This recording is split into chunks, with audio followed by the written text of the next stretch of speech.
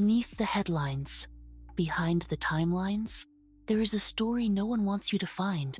Welcome to some unapproved thinking, where forgotten truths, buried patterns, and invisible systems rise to the surface. You weren't crazy. You were just early. Let's begin. Giants once walked this earth. Dragons flew above it. And someone erased both from history. You've been shown skeletons your whole life, massive ones, arranged in museums under glass with plaques that say extinct 66 million years ago. But what if the timeline is a lie? What if giants and dragons walked the earth far more recently and someone made sure you'd never know? In 1925, a construction crew digging foundations in rural Nevada struck something impossible. Not fossils, not rocks, bones. Human-sized tools scattered around them. The site was sealed within 48 hours. No photographs, no official report. One foreman's grandson mentioned it in a 1987 oral history that was never digitized. You'll never find it in a library database. And it wasn't an isolated incident. In that same Nevada region, Lovelock Cave had already produced red-haired giant remains decades earlier. Physical specimens that were cataloged, studied briefly, and then quietly absorbed into institutional silence. That's not coincidence. That, my friends, is erasure. This is some unapproved thinking. Thank you to our sponsor, the Dark Horse Entrepreneur Podcast. Unlock your potential with the Dark Horse Entrepreneur AI Escape Plan, the podcast empowering hardworking parents to break free from the 9-to-5 grind through AI-powered side hustles. Check them out at darkhorseentrepreneur.com. Now back to the show. Thank you to our sponsor, the Dark Horse Entrepreneur Podcast. Unlock your potential with the Dark Horse Entrepreneur AI Escape Plan, the podcast empowering hardworking parents to break free from the 9-to-5 grind through AI-powered side hustles. Check them out at darkhorseentrepreneur.com. Now back to the show. The official story is so clean, it should make you suspicious. Dinosaurs ruled for 165 million years. Then an asteroid hit. Everything died. Humans showed up millions of years later, small and helpless, starting from scratch. Mainstream archaeology holds this timeline as settled, but ancient texts don't tell this story. Not a single one. Not anywhere. The Sumerian tablets describe them as the tall ones who descended.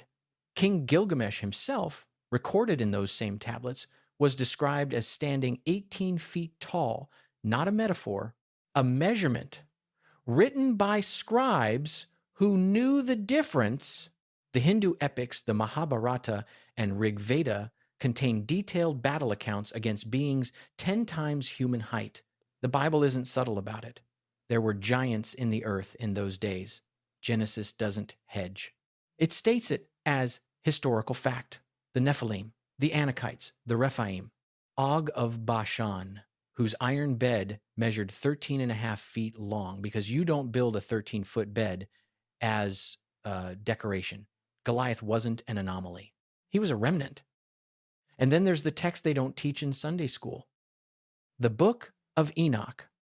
First, Enoch describes the Watchers, divine beings who descended to earth, took human wives, and produced offspring of monstrous size, the Nephilim, the giants. The same beings Genesis names in a single verse, but Enoch describes across entire chapters. This isn't fringe material. Fragments of one Enoch were found among the Dead Sea Scrolls, a Lomea separate text scholars literally titled the Book of Giants, which describes these beings in explicit physical detail. These are primary source documents, suppressed not by archaeologists, but by the councils that decided which texts became canon and which texts became heresy. Then you look at the physical evidence. At Baalbek in Lebanon, you'll find the trilithon, 3 stones. Each weighs roughly 800 tons. The largest stone ever moved in modern history, with today's cranes and engineering, was 680 tons. It took months. The trilithon blocks are positioned with such precision that you cannot fit a knife blade between them. They were quarried zero point 0.8 miles away, then transported. But using what technology? Moving them through what? Logistics?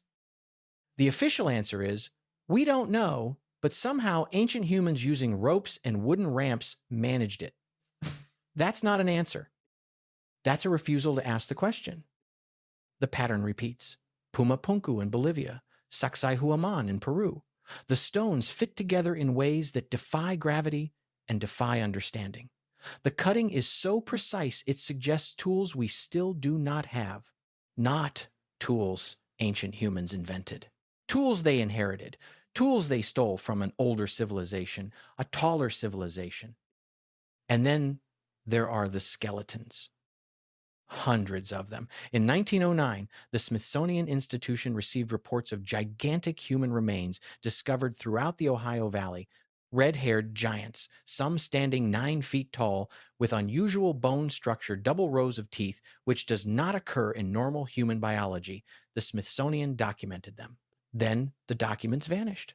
The remains vanished. Scientists involved were silenced through funding cuts and professional exile. When pressed, the institutional response was to reclassify these specimens as victims of acromegaly, a pituitary disorder. Problem solved through redefinition, not refutation. This wasn't incompetence, this was systematic. Here's what most people miss. The erasure accelerated in the late 1800s and early 1900s, precisely when archaeology was becoming institutionalized. When museums gained real power, when the scientific establishment decided what was real and what was mythology, the message was decided before the evidence was fully gathered. Giants and humans could not coexist in the timeline. It contradicted evolutionary theory as it was understood. And so anything suggesting they did coexist had to be reinterpreted, reclassified, or removed. The Ica stones, thousands of them discovered in Peru, carved with imagery of humans alongside dinosaurs, are dismissed as hoaxes. The mainstream position points to a farmer named Basilio Ushuaia, who allegedly confessed to forging them, but consider the counter-argument. Ushuaia made that confession under direct pressure from Peruvian authorities who were threatening legal action over artifact sales. A man protecting himself from prosecution will say what he needs to say. And regardless of who made some of them, these carvings show anatomical accuracy of dinosaurs, including the correct placement of soft tissue and posture that wasn't scientifically established until the 1970s. The knowledge is the problem. Where did it come from? You feel it, don't you? That wrongness? That gap between what you've been told and what the evidence suggests, that's not paranoia. Nope. That is pattern recognition. Oh, and let's not forget about the dragons, too. Every culture describes them, not metaphorically, specifically. The Chinese dragon, not a myth, but a celestial creature. The Norse dragon, Jörmungandr.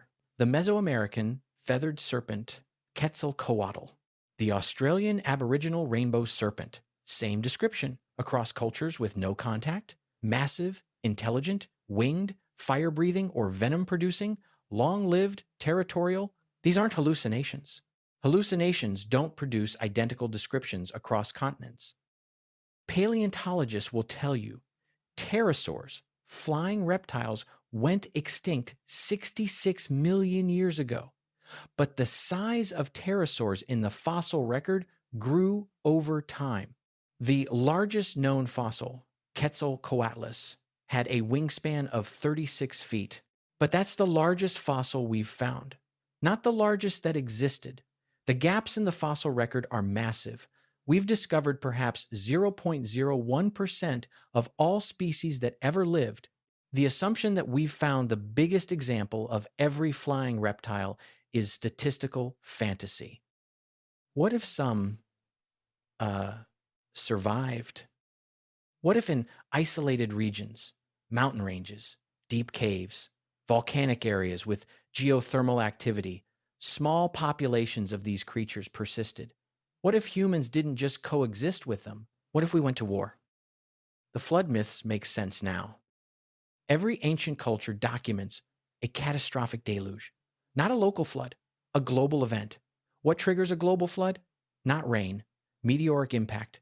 Researchers studying the Younger Dryas impact hypothesis have documented evidence for exactly this. A cluster of cosmic impacts approximately 12,800 years ago that triggered catastrophic climate collapse, megafaunal extinction, and the global flooding events encoded in every ancient culture's mythology. The same event that was supposedly the dinosaur extinction is dated at 66 million years ago. But what if the geological timescale was wrong? What if the KPG boundary everyone points to as proof of ancient extinction was actually recording something much more recent, stretched backward by measurement assumptions that don't hold? Carbon-14 dating has a limit, roughly 50,000 years. Beyond that, you're using potassium-argon dating. It's less precise. It's vulnerable to contamination. It assumes a constant decay rate. If a meteor shower affected atmospheric chemistry, if magnetic pole shifts altered isotope ratios, the dates stretch backward dramatically. What was 10,000 years ago becomes 60 million. What was 5,000 years ago becomes 30 million. The numbers aren't facts, they're interpretations. And interpretations can be wrong. Giants and dragons weren't fantasy. They were taxonomy. They were biology. They were neighbors. And then something changed. Either they were hunted to extinction or they retreated to places humans couldn't follow. The record of this conflict is scattered through mythology, presented as legend because calling it history would require re-examining everything. The suppression isn't new. It started the moment the institutions that decided, quote-unquote, truth were threatened by what the evidence actually showed. But here's the part that should disturb you. The cover-up works because you trust the source. You trust the Smithsonian. You trust peer-reviewed journals. You trust museums. These institutions didn't just passively ignore evidence, they actively destroyed it. They classified field notes, they misidentified remains as anomalies or pathological deformities. Giant skeletons were relabeled as victims of acromegaly. Problem solved through redefinition, not refutation. The indigenous peoples remembered. Oral histories were detailed and consistent. Then those voices were dismissed as superstition. Converted or eliminated, their accounts weren't evidence because they weren't literate in the Western academic sense. They didn't exist in the peer-reviewed framework. So they were erased twice, once through time, once through institutional contempt. The real trap isn't whether giants and dragons existed. The trap is what it means if they did. It means your timeline is false. It means the institutions you've trusted are capable of systematic deception on scales you haven't imagined. It means what else is wrong? What else have you been wrong about? What else are they still hiding? Because if this is true, if giants walked the earth within human memory, if dragons flew until recently, if humanity's story is far older and far stranger than you've been told, then the question isn't whether the government knows. Of course they know. The question is, why did they decide you couldn't know? What threat does that knowledge pose? Maybe giants and dragons challenge the idea that humans are unique. Maybe they challenge the idea that we're isolated. Maybe they challenge the idea that progress is linear, that we're smarter than our ancestors, that everything before industrial civilization was primitive. If our ancestors fought beings of superior size and intelligence and survived, sometimes even won, then your definition of progress collapses. Your certainty about human superiority collapses. And with it, the entire justification for the hierarchy of power that currently exists. The giants were buried, the dragons were erased, and you were left with a safe story. One that explains everything except why the evidence keeps surfacing, why the anomalies keep appearing, why, despite a century of institutional effort, someone still finds something that doesn't fit. The truth isn't hidden because it's scary. It's hidden because it's inconvenient. And how about this? What if they're still out there? This has been some unapproved thinking. Tracy, out. Next. If this story didn't sit right with you, good. You're not here to be comforted. You're here to see what others overlook. Thanks for exploring some unapproved thinking. Learn more at someunapprovedthinking.com. New episodes drop weekly. Subscribe, share, and keep questioning, because the pattern's still playing out, and next time, we're going deeper.